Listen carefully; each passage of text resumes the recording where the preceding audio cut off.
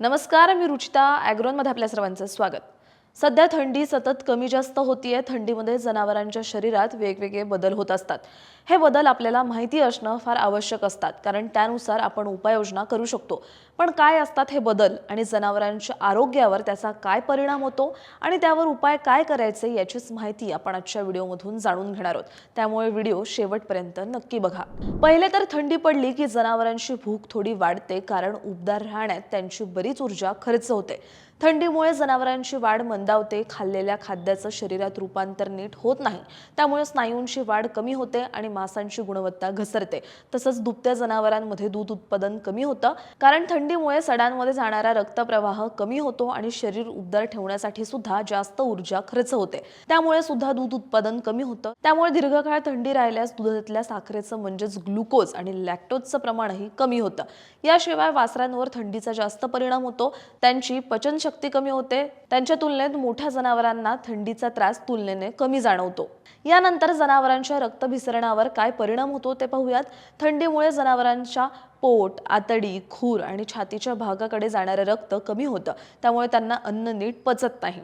यासोबत गाभण जनावरांवर काय परिणाम होतो तेही समजून घेऊयात। थंड हवामान, योग्य आणि सकस चारा कमी मिळाला तर गाभण जनावरांना अशक्तपणा म्हणजेच कीतनबाधा येण्याचा धोका वाढतो। तसंच गर्भधारणा करणाऱ्या गायींमध्ये गाभण राहायला उशीर होतो, तर कधीकधी अशक्त वासरांचा जन्म होऊ शकत नाही आणि गायींची दूध देण्याची क्षमता कमी होते। थंडीमुळे जनावरांमधील पोषण तत्वे सुद्धा कमी होतात। हिवाळ्यात त्यांच्या रक्तातील मॅग्नेशियमचं प्रमाण कमी होतं, त्यामुळे जनावरांची भूक आणि पचनशक्ती कमी होते। त्यामुळे हिवाळ्यात जनावरांची काळजी कशी घ्यावी याची आपण थोडक्यात माहिती जाणून घेऊया। पहिले तर थंडीपासून संरक्षण करा, विशेषतः रात्री जनावरांना उघड्यावर बांधू नका। त्यांना गोठ्यात किंवा छताखाली उबदार जागी ठेवा। जनावरांचा गोठा कोरडा आणि स्वच्छ ठेवावा, कारण ओला गोठा असेल तर जनावरांना जास्त थंडी लागते, त्यामुळे गोठा नेहमी कोरडा ठेवावा।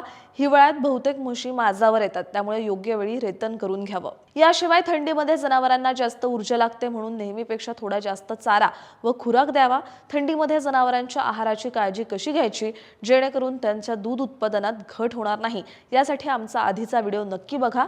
याशिवाय थंडीमुळे पाणी गार होतं आणि जनावरं गार पाणी पित नाहीत, त्यामुळे जनावरांना स्वच्छ आणि साधारण तापमानाचं पाणी द्यावं, त्यामुळे दूध उत्पादनही वाढतं। तसंच वेळच्या वेळी डॉक्टरांच्या सल्ल्याने लसी आणि जंतुनाशक द्यावं। तुम्हाला ही माहिती कशी वाटली आणि तुम्हाला आणखी कोणत्या विषयांची माहिती जाणून घ्यायला आवडेल ते आम्हाला कमेंटमध्ये नक्की सांगा। तुम्ही सांगितलेले नवनवीन विषय आम्ही तुमच्यापर्यंत नक्की घेऊन येऊ आणि अशाच शेतीविषयक आणि नवनवीन माहितीसाठी ॲग्रोवनला सबस्क्राईब आणि फॉलो करायला विसरू नका।